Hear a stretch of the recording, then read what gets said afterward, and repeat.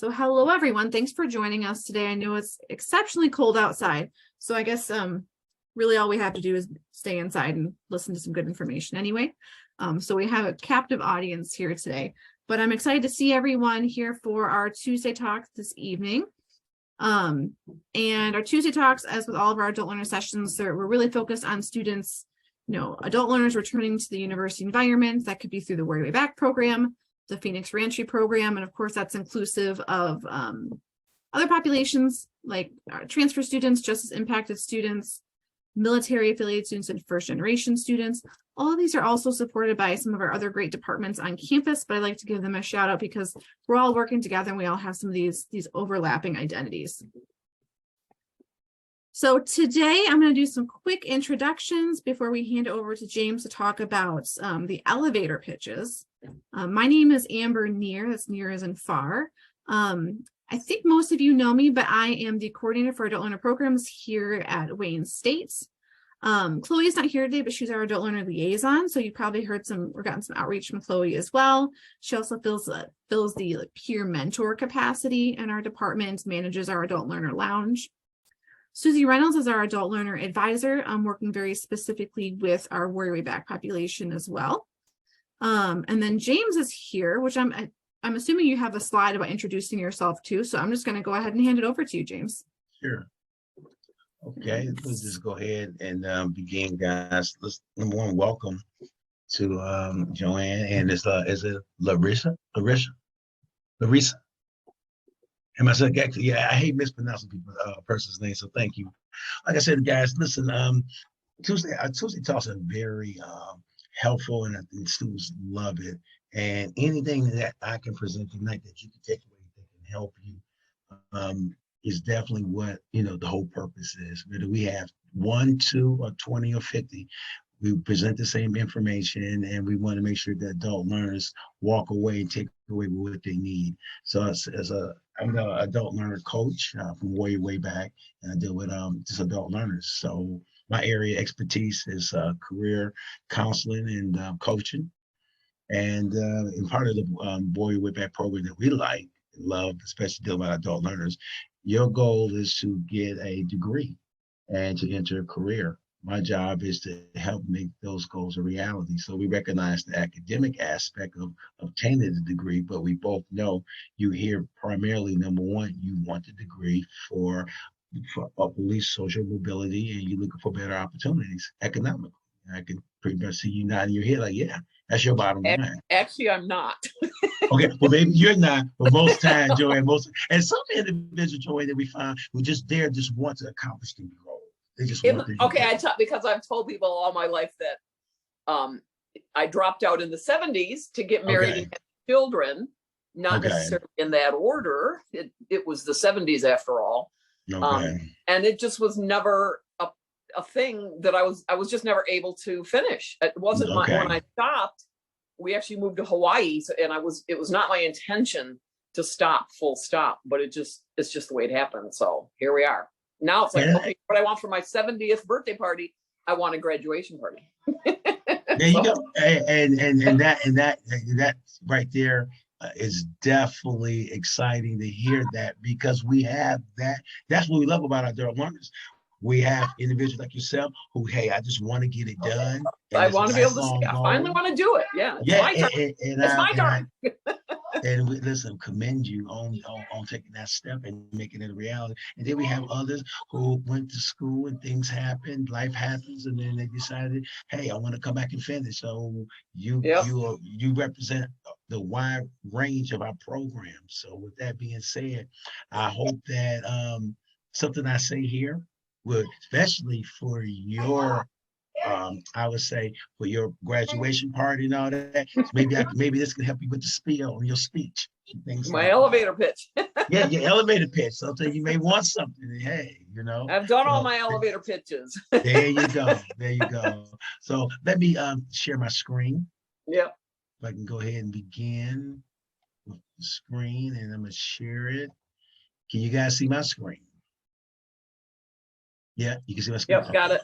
All right, and let me just bring up my presentation. And ladies, this is just strictly really conversational.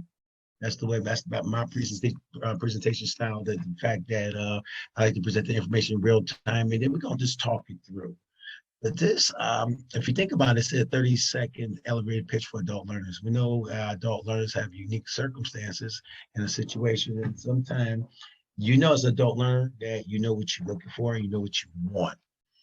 But it's when you're presenting and when the elevator pitches, it could be interviewing, it could be whatever it is that you need to get your point across, and you want whoever is listening to really know what you're looking for. But it's a way that you do it. And I want you to really think about it. How do you plan on using your 30-second elevator pitch if you're trying to get a grant, or if you're trying to get a scholarship, or you're trying to get a job offer, or something that you like, hey, I got their attention. I need something to with a hook. And this will hopefully will help you in that aspect. So I want to just begin with, sorry, I told you my credentials as far as a career coach. I'm a former principal, teacher, that whole bit, and now also adjunct professor at Wayne State as well. So I understand the elevator pitch that you have limited time, and you got to get your message across. You want to make certain that those that's receiving it understand it. So pretty much just to begin with, what is an elevator pitch is really a concise speech to sell yourself, your product, or your company in 60 seconds, really. It's something that's very focused, that you're really trying to pitch something, sell something. We all know about sales. Everything is about sales. So now you can use this method if you want to deliver a professional summary that's very effective. And I like about this, and when I chose this, networking, job hunting, even a job interview, that you can really focus what you're going to say at whatever event to ensure that you know it's important, but most people don't have a lot of attention span. You're going to have to say what you have to say to get their attention. And with that being said, most times you probably heard people who say different things and they ramble and they're all over the place. You need to really understand that this is something that you have to really focus on. Okay, what are my main points? So through my presentation, I'll talk more about that. You have to prepare. And of course, we all have been there, done that. Look in the mirror and practice what you're saying, your nuances. But it really helps to really see yourself in the mirror or videotape, because you'll watch the little things that you notice. You tilt your head to the left or to the right or whatever, and people may see you don't necessarily see your tendencies. But with that being said, by you practicing, you can understand your tendencies, because you got 30 seconds to get it right. And also, you should record also how much time it takes you to deliver. But like I said, I'm gonna talk more about it, but the main thing is, for our purposes, it's a concise speech, basically to sell yourself. What you doing? You sell yourself a product or whatever, and you really have about 60 seconds to try to get the person's attention. All right, what makes you unique? And I think when you are selling your pitch, let's go back here real quick. When you go back, you have to thinking about what you do that make you unique. Anytime that you are in any situation, okay, where it is, you need to know why you stand out. What is it? While you thinking about what is that makes you unique, you want to talk about really condensing your background, and then really talk about, from the research supports, that 2 sentences. Of course, they said the more experience you have, the harder it will be. But the first thing you want to do is just write down everything you could think of. Just put it on paper about your education, your career history, any achievements. I think the first thing is put it in writing. And when you put it in writing, and I think this is a very important point on which I highlighted, what do I want this person to remember about me? And I think that is your main bottom line, is what do you want them to know about you? When you're talking to somebody and you got an elevator pitch and you're just talking, there's something that you want them, and when they leave you, they're like, oh yeah, I remember that particular person, there was something about them, or this was they can associate. Maybe they find out that you really like ice skating, and they really realize that's that connection to you. But here's the thing: is you should have some details to make you unique. First in your class, and I think that Joanne, in your case, you're talking about from graduating, wanting to be an opportunity to say, hey, I went through life, I had different accomplishments, I lived like now I'm back. You have a compelling story to tell. And especially if I'm in the elevator pitch, I'm going to make tie back to what that will make you unique in that situation. Also, it's something probably I want you to understand. It's called USP, unique selling proposition. And it's the one thing that will make you stand out of the crowd. So when you think about what makes you unique, you got to think about your USP, your unique selling proposition. Something has to be unique about you. And this is what sets you apart from everyone else. We all have something that sets us apart from other people in your pitch. And you have to tie into that, because you got to remember, everybody, you have something that's compelling to your story that will resonate with other people. And also, in your elevator spiel, you got to tell them what you want. You have to say it. You can't be afraid. If I'm giving you an elevator pitch and I'm riding up, I gotta introduce. I gotta get an introduction. I gotta get something unique, and I gotta say something what I want at the end. What am I looking for? Because a person's gonna get off, or a person's gonna think or leave, and you want them to know, I'm looking for a mentorship, or I'm looking for a right networking opportunity. They need to know specifically what it is that you're looking for. So, like I said, once you outline your skills, your unique selling position, you want to make sure you tell your audience why you're a good fit for the job. And I think of anything, I think that's one of the most important things. Why you? What makes you unique? We could choose all these other people. What about you, or what you're selling, or what you're trying to convince me that I need to be a part of? What makes it unique? And of course, why you? Now, this is the action plan that I wanted to highlight. When you get your pitch, you have to have a strong ending. A lot of people attention span is short. They remember the opening, but they're going to remember your closing. They're going to remember how you close or how you seal the deal. So to ensure that you succeed and get what you want, you have to ask for what you went in for. So if you begin in something, this is what I'm looking for. I'm looking for this type of opportunity. You got to close with, okay, this is exactly what I'm looking for, an opportunity to network. So you begin with starting it, what you kind of inquiring about. Then you got to close out by what you're asking for. And here is some examples of call to action in your elevator pitch.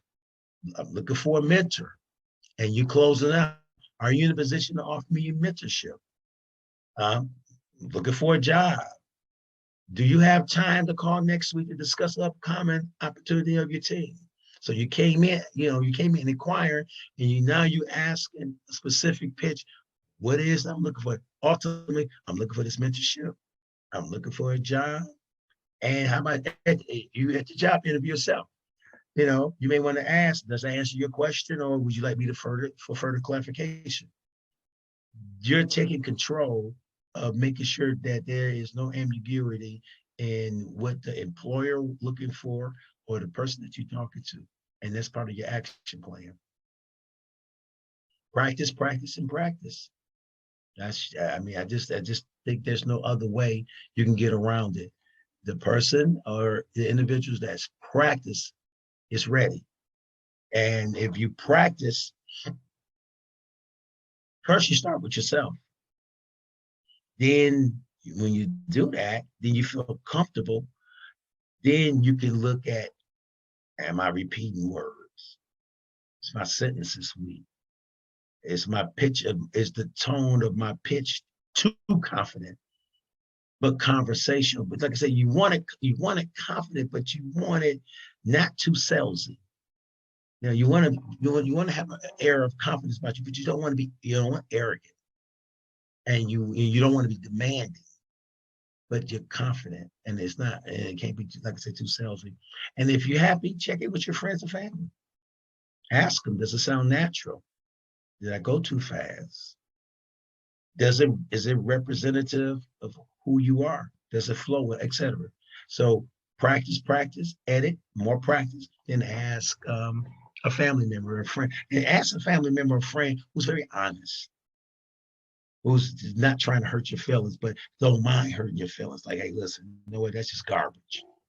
Try this, try that, because you want.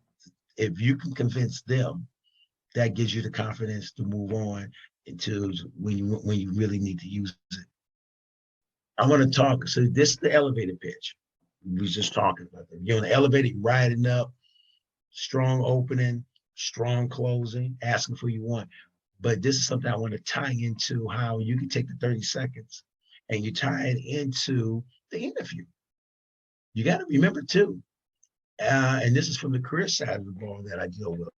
You walk in, it's the first 30 seconds. That's the first second. As soon as you walk in, it's won or lost. And you can walk in for the first 30 seconds, and people would look at you, could size you up, and then it could clearly have some hurdles.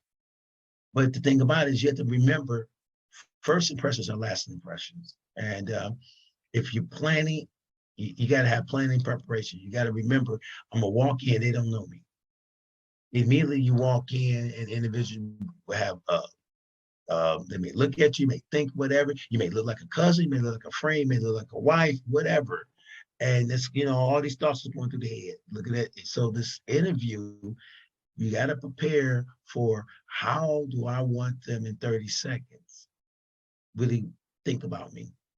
And of course, and I'm just saying this because I think we already know this, but you'd be amazed that these are things you have to say again. And I just believe, and this is my own personal experience, I've been on a number of interviews, that you got to get there on time. And when I mean that, and I think for me personally, I'm trying to get there an hour ahead. I like to get there, relax, walk around, get my mind, maybe meditate, whatever you need to do. And then before, hear people barrel into the office, really, you really starting off, as they said, 1 foot in the proverbial grave. Really, you're coming in late or on time, but you hype you. So you got to find a way to calm yourself, bring it down, get your mind focused. Then when your name is called, now, and I believe in this also, visualize how the interview is going to go. You have to see the beginning, the middle, and the end, and say, this is how I see it. And you have to take control of the flow of the interview. And that you begin there with confidence. The clock starts immediately.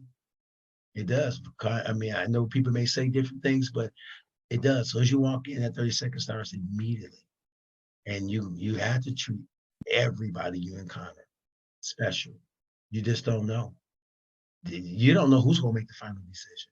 Sometimes a receptionist may be the key person that you came in early, you was rude or, really short, and that secretary or receptionist is key to the interview team, because they're going to ask that person, how were they in the lobby? What you think? What's your thoughts? What's your feelings? So be careful. So that clock begins immediately. You walk in, it starts. So you never know who may say what. So you have to treat everyone as they're going to actually become a part of that decision. Image is everything. I think we know that, but do we really know that? Image is everything. People like a nice smile, a pleasant demeanor. They don't want nothing fake, but they want to feel a genuine warmth from you. So open, smile, make eye contact, shake hands, of course, but it comes in, but you're coming in with people like conversational, like it when you're not so uptight and you're just coming in like, hey, this is the guy I just meet at the mall, or a lady I meet at the mall, just relax freely. Now you meet some people, they just instantly relax you. they instantly calm you down, and like you can just talk to them about anything. And you want to try to have that demeanor, but image is everything. And here's the thing: if you don't believe you're a strong candidate for the job, then why should they interview? Your body language tells all. If slumped over and really closed, it tells. Or if you open, sit with a straight posture, you're confident. You look like you feel at ease, that you're comfortable who you are. And like I said before, it's a lot of potential deal breakers, but I think body language, when you come into the room, sit down, a level of confidence and calmness to you, making sure that you're not overthinking, but you seem like you belong. And, of course, dress goes without saying, but sometimes I'm not surprised that you'd be surprised in the interviews that, and the people come in there, even if it's a casual environment, that they'll come in wrinkled or not taking it seriously because it's a casual environment. Doesn't make a difference if the environment is extremely casual. You come in because you're trying to get the job. So you making sure that you well represent and you want them to take you seriously. It's okay for them because they work there. You're trying to get the job, and they still will watch and say, so make sure you dress the part. And of course, neutral attire. And you have to make sure that you remember your skills. You want, like I said, you want your skills to speak for you, which I agree, not what you wear. You want your skills, and you don't want to be having a decision. I don't like that person's outfit. It was too revealing or whatever. You don't want that. You want something that your outfit or your attire was just very neutral, and it was something that's just okay. We're gonna look at the skills and not make your outfit a conversation piece. This is something I really I'm a firm believer in. If you're talking about your 30-second elevated pitch, you think about your 30-second interview pitch, you must speak clearly and with enthusiasm. You have to make certain that they can feel your energy. They can feel your enthusiasm. Not try and monitor log, but just monitor rather. You're talking with, wow, I want to hear more. And when you're speaking like that, it creates an interest, and individuals understand, like, okay, you're speaking clearly, but that enthusiasm is contagious. And here I said it's fine to be nervous, but they want to know, are you able to cope with the pressures of an ordinary job interview? And how will you ever handle adapting to a new and unusual circumstances? So you have to understand you can be nervous, but you can't fall apart. You can't sit there like, okay, people, you keep, excuse yourself. I'm nervous. Looking at you like, wait a minute. And so you got a little anxiety. It's okay. But, you kind of really losing your mind here, or you come and unravel, then they can think maybe to themselves that, maybe you're going to lose your mind. Maybe this is not for you. Think about this. And I think this is something too. Don't let that opening remark turn into a soliloquy. I keep saying, I get tie-tongue on that word. And I don't know why, man. I practice it sometimes because I know that about me, so I get tie-tongue. But here's the main thing, guys. Don't sit there with some opening monologue and you just running your mouth. And I think I've been in too many interviews with too many people, and they just giving you a dissertation. And they don't know how to be quiet. So, just answer the question. Yeah, you probably talk to some people and they just talk. And they talking because they're nervous. No. Answer the question. And sometimes you have to stop talking and allow the interviewer to change. It needs to be a two-way street. And I think we all pretty much understand that. But some individuals are really, I find, quiet in the sense that they rather talk because they don't like that dead space, and they just keep on talking and just ramble. It's okay if it's a pause, it's okay. Because sometimes the person leaves and they say, you know, they just kept on talking. So here's the thing: in the first 30 seconds, if it's filled with nothing but your voice, then something's wrong. You got those 30 seconds. Say what you got to say, then allow them to ask you the next question because you got your opening remark. How you got now that to me should drive the conversation. And I said this before, but first impressions are the last impressions. So when you walk in, you just want to make sure that they are, just nothing but positive. Even if you don't get the opportunity, but they really realize that you're very positive. You did everything right. Maybe they're looking for another candidate, but the main thing for today's purposes is the 30 seconds to really get in there. And they should, when you leave, they should know this is what they're looking for.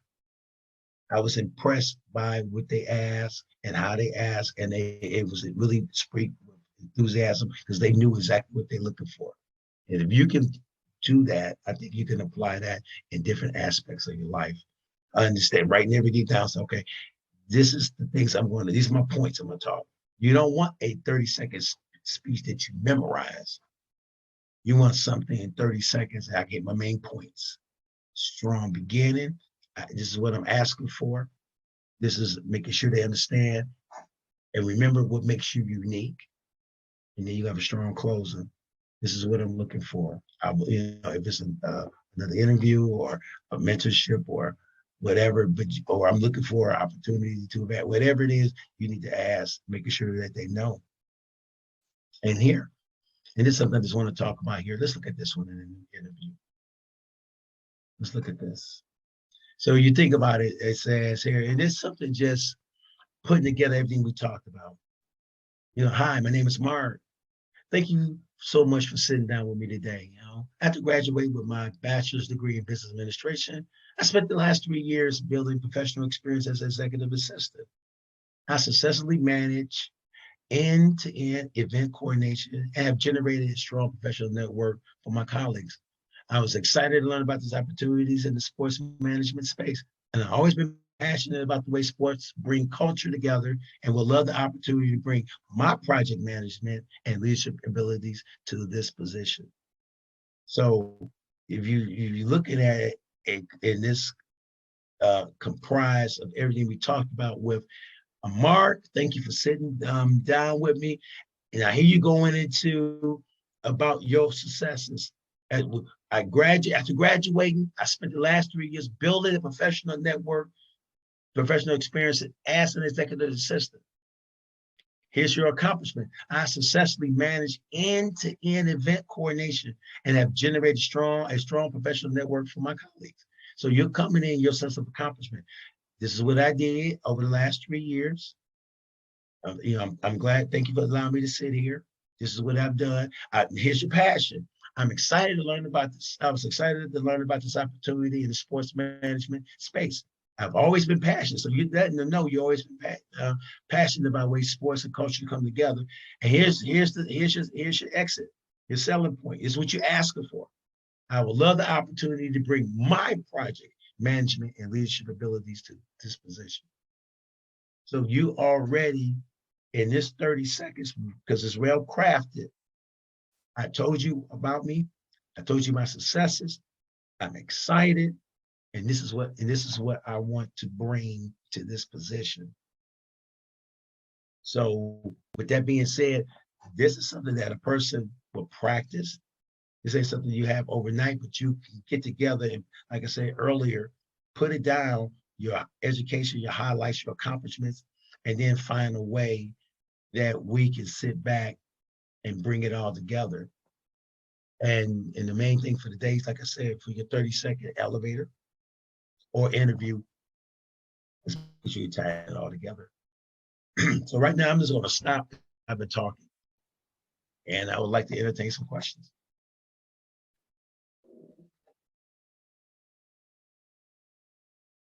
Joanne, you had any questions? Everything's okay? No questions. And that was, no, like I said, I'm not really gonna be applying for any jobs anytime Gotcha. soon. But who knows? I mean, my degree is a BFA, Mhm. which was gonna be useless anyway, but now maybe it won't be. So maybe I will want to do an elevator pitch for somebody that I want to display my work, or Mhm. other things like that. I'm actually doing kind of at some little like painting with a twist kind of activities at senior centers. So I Yeah. might want to expand that. So I mean, it's still skills that you need regardless Yes. of where you're going in life. So Mhm. even though I'm, like I said, and my jobs were always sales. My career So was, you understand, Joanne. You understand yeah, that the yeah, that absolutely. yeah, So that you got to connect with the person that you have to believe in your product. absolutely, absolutely. So Hmm did we lose Alyssa? I think so, Larissa. It's I just think me. so. Well, and you're gonna lose me in a minute. I do have a class that's gonna start in a minute, so I gotta get ready Oh, for okay. that. Well, go ahead. Go ahead. I know, Go right? ahead. Listen, I had a good time, and glad you just joined Yeah, us. just Yeah. thank So you for it was, joining us. I mean, I didn't think it was gonna really apply to me, but it's still, it's always good to have different ideas coming in, no matter where Yeah, you are in Right. life. So and that's Well, what I hope hopefully we'll so. see you next week too. what's next week's topic? Next week is financial aid. Actually, you won't, because like I said, I'm in Florida visiting my daughter, and next Tuesday I'm flying home, and my plane kind of lands at 5. Oh, yeah, I got And you. by the time with my gimpy knee, I get down to my bag. I might miss next week, but I'll, if That's I'll, right. we'll We'll see you love at to see another you. one.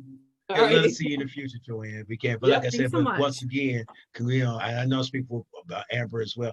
Congratulations on. I Thanks. like that step. Way to go. Yes, Way to I'm go. just doing Zoom classes this semester because I didn't want That's to be, okay. But I I'm was talking afraid about to be down there in graduation. winter. Yeah. Think On this about your knee. speech. You know you got to give a speech, Joanne. So sorry, you got to Now? practice it. No. When you graduate at the And graduate trust dinner, me, I can do that. yeah, you got to give a I've speech. never You been got to. afraid Oh, of the right. microphone. I'll arm wrestle you for the karaoke mic.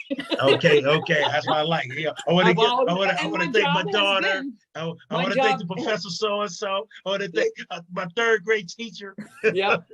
I was in mortgages. I was an account executive. So my job Okay. was getting up in front of groups of people and giving a presentation and answering their questions. So yeah, I'm not afraid of front and center. I can tell that. I can tell that. And Okay, that was back when I was cute too. So You're still cute. you got it going, Joanne. Go ahead. Get to your class, Joanne. thank you guys. Nice talking Thanks, to you. Joanne. Have a good one. Bye bye. Yeah, you too. Bye bye.